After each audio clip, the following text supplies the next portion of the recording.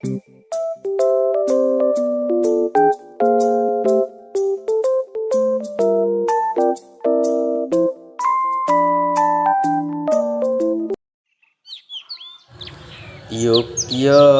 nira kang para prajurit lamun bisa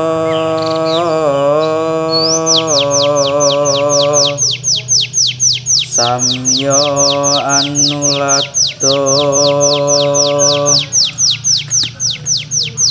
kadya nguni nyaritane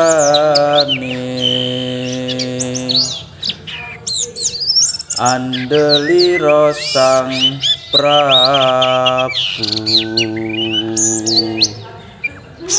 sasra bahu ing Maespati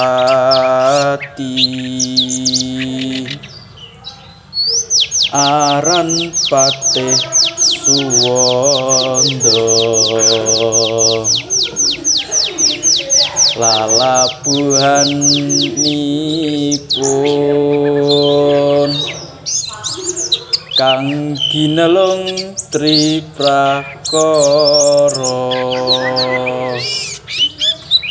gunakaya purun kang denantepi